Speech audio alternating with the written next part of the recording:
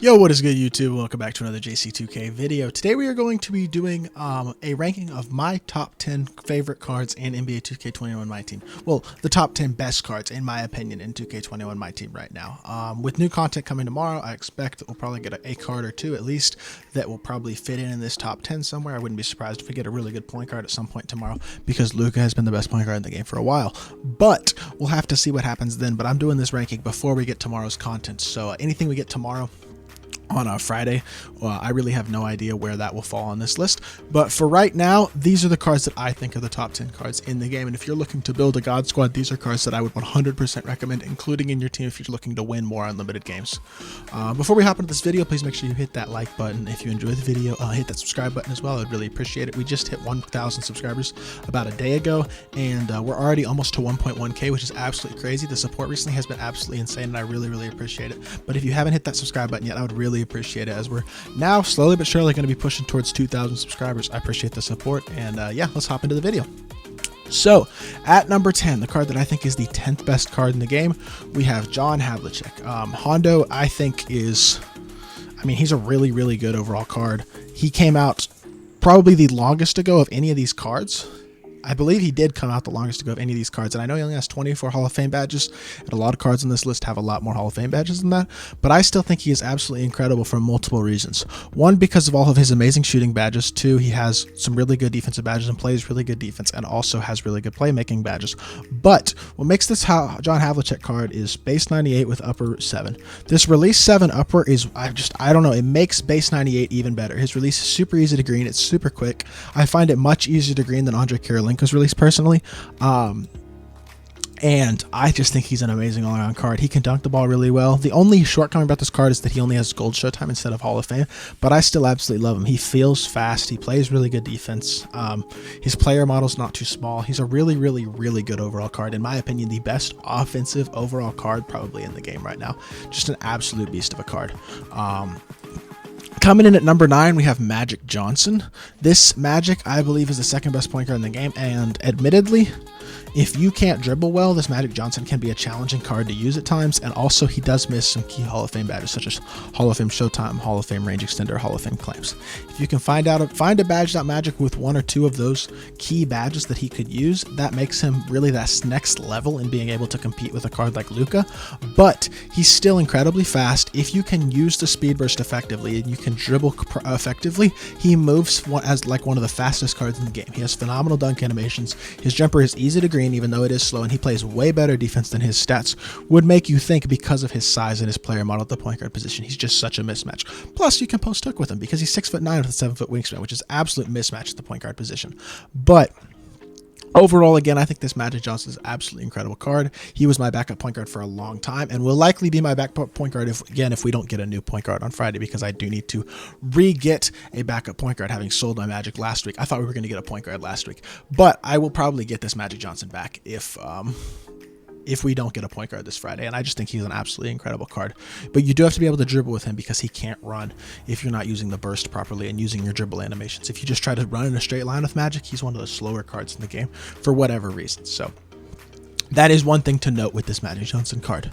But next card on this list, at number 8, we have Kermit Washington, and I know some people are going to disagree with me on this simply because they like Wes Unseld better, they like Andre Karolinko better, and that's okay.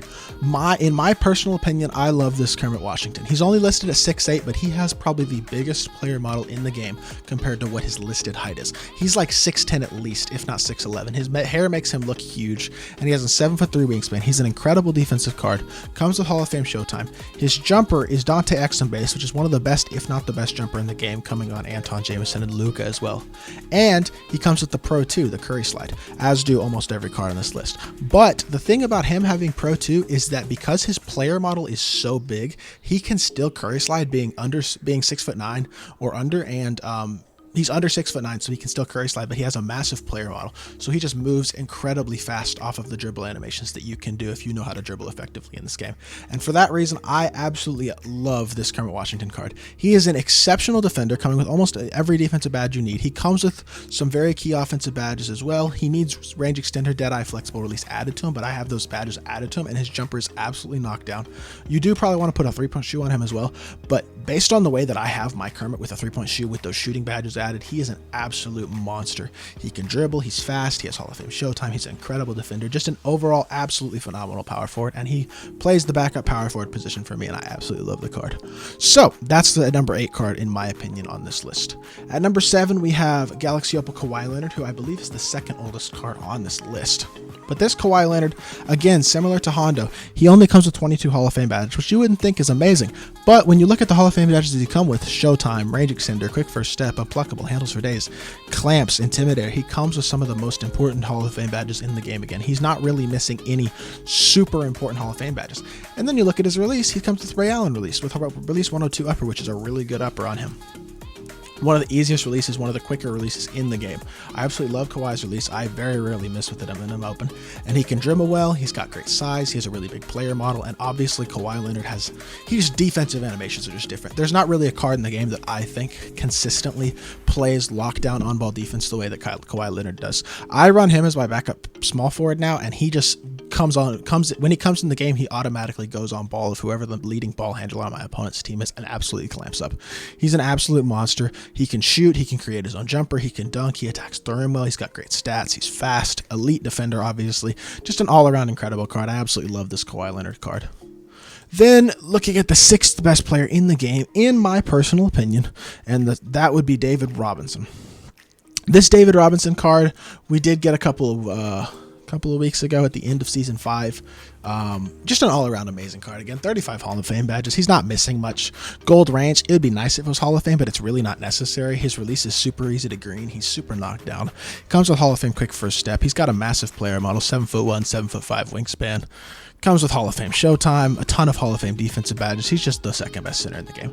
I don't think it's really that debatable. There's only one center in the game that you can debate is better than D-Rub, and I personally do believe they are better than D-Rub. But this David Robinson card is just exceptional. And then you look at his dribble sigs, and he comes with the Pro 8 between the legs and the Pro 6 behind the back. Which having those dribble sticks is super important because you can bring the ball up the court with him very effectively. You can speed burst with him. He's incredibly fast off the burst. He's got amazing dunk animations, and he's an exceptional defender and offensive card. Just overall, another exceptional card. It's my second favorite center in the game, and I absolutely love using the card. He's super fun, super good. Just, yeah, overall, I think he's an amazing card. The 5th best card in the game, in my personal opinion, is this Galaxy Opal Paul George. And I think when Paul George came out, he was just a tiny bit overlooked by some, just because he came out with Zion, he came out with Magic, he came out with Michael Jordan. So, because he came out with those 3 cards, he was a little bit overlooked at first, but he's not being overlooked anymore. He's 6'9", but because he's 220 pounds, which is the maximum threshold to be able to curry slide on current gen at 6'9", he can still curry slide, which means he can create his own shot very effectively off the burst. He's an exceptional defender, exceptional offensive card. He comes with almost every single key offensive badge and defensive badge you need in the game. Just an overall incredible card. Hall of Fame Quick First Step, Hall of Fame Range, Hall of Fame Flexible Release, so it's a lot of whites, Hall of Fame Showtime, and his stats are incredible. He's fast, amazing 3-point shooter, amazing dunker, exceptional defender. He's got the Paul George base on Quick, which is one of the better jumpers in the game. Again, just an all-around incredible card. If you need a glue guy type of guy on your team, I recommend picking up Paul George, putting him in as your small forward. He can play elite on-ball defense, he can catch and shoot, he can create his own shot, he can literally do everything you need a card to do on the court for you. He starts at small forward for me, and he's an absolute monster. I totally recommend picking up Paul George if you haven't already. 100% worth the price that he's going for. At the 4th best card in the game, I have Dark Matter Tracy McGrady. Now, some people might think that's a little bit low for this card, but I personally don't. I think that 4 is about where he deserves to be. But when you look at this T-Mac card, he is absolutely juiced. He comes with pretty much everything you could possibly want on a card. Hall of Fame Showtime, Hall of Fame Range Extender, Hall of Fame Quick First Step, Hall of Fame Clamps, Interceptor, Intimidator, ton of shooting badges. I mean, he comes with so many badges.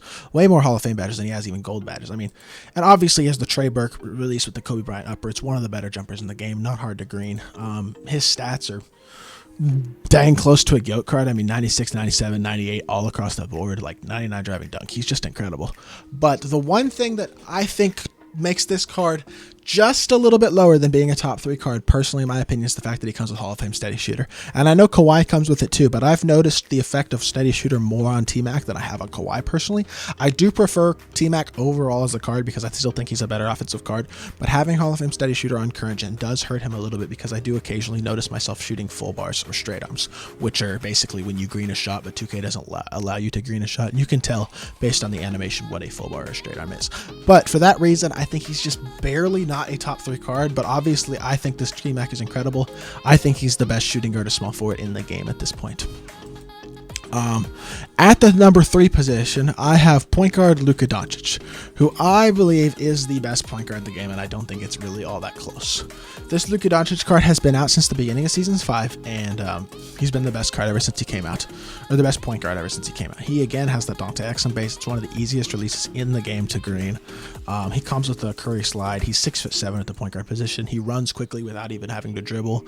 Hall of Fame showtime, Hall of Fame range, Hall of Fame quick first steps, even some good defensive badges, and he has decent defensive animations. But if you can find a Luka Doncic with clamps or heart crusher, he truly, like with clamps, interceptor, heart crusher badges like that, he may truly be an in-game level point guard right now. Like, his stats are incredible. He's fast. He's good on the defensive end. He can dunk. Like, he dunks so well. He dunks way better than Luka in real life. I'm not entirely sure why they gave us a Luka card that dunks this well this early, but he's absolutely incredible. I mean, he's a phenomenal card. He carries my offense a lot of games.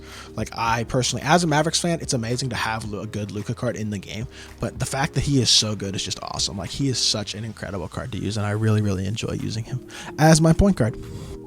At the number 2 position, I don't really think there was any doubt who 1 and 2 were going to be, in all honesty. But Giannis, I believe, is the second best card in the game, not the first. I do believe it is close. I think there are certain people that may think Giannis is the best card in the game. But for me personally, I don't think he quite gets the animations that our number 1 card does.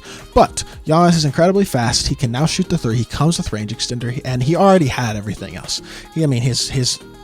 His badges are perfect. Finishing, playmaking, defense, like, he's got everything. The only thing he needed was more shooting badges, and he has now gotten those shooting badges. And Giannis now has knockdown. He's got a great release too, which is crazy that Giannis Antetokounmpo's release is as good as it is.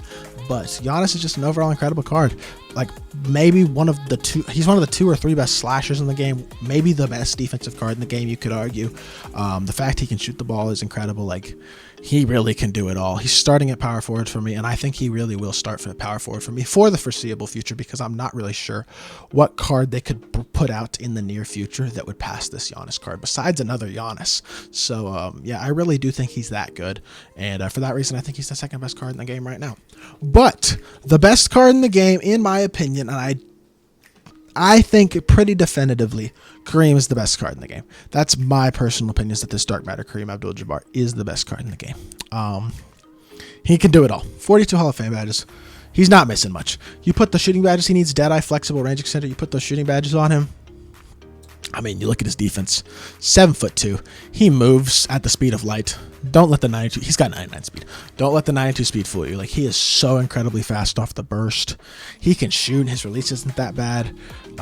He's the best slasher in the game, in my opinion, in terms of the context dunks he gets. They're ridiculous. And he's a top 2 defensive card in the game. Like, he is just unbelievable on the basketball court. He rebounds everything. He plays incredible defense. He can literally do it all. I love this Giannis card so much. I think he's the most crucial card in the game to have if you're trying to dominate Unlimited. I think getting this Kareem card should be a priority if you have the possibility to get enough MT to get him, because he is truly that good. There's not much this Kareem can't do. He reminds me of the GOAT Kareem last year, which is absolutely crazy to say considering we're at the end of March and I'm already talking about this card reminding me of the GOAT Kareem. The only thing they could do to make this Kareem better would be give him hotspots from these 3 spots and raise his 3 ball. You do that, got a perfect card pretty much. I mean, I truly believe GOAT Kareem this year is just going to be, it's going to get ridiculous. This game is going to get absolutely absurd with the speed burst and just how good cards already are. But I think this Kareem's the best card in the game, and I don't really think it's kind of close, but it's not super close in my personal opinion. So to recap, these are the top 10 cards in the game in my personal opinion. I know there are people who will disagree with me, and that's okay. People probably think John Wall is a top 10 card, Wes Unseld, Andre Kirilenko, Kevin Garnett, Michael Jordan. There are going to be people out there who think that those cards are top 10 cards in the game, and that's okay. This is just my opinion. These are the cards that I personally prefer to use on a God Squad if I'm trying to dominate Unlimited or win in a competitive game or things like that. These are the cards that I personally would be looking to use. So that is going to do it for this video. Please let me know what you thought of this list in the comments down below. What do you agree with? What do you disagree with? Do you think I'm an idiot because I didn't have a card that you really like in the top 10? But yeah, just let me know. I appreciate everybody who's watched the video to this point. If you haven't, please make sure you hit that like button, hit that subscribe button, and yeah, I'll be back with another 2K video very, very soon. I appreciate y'all. Peace.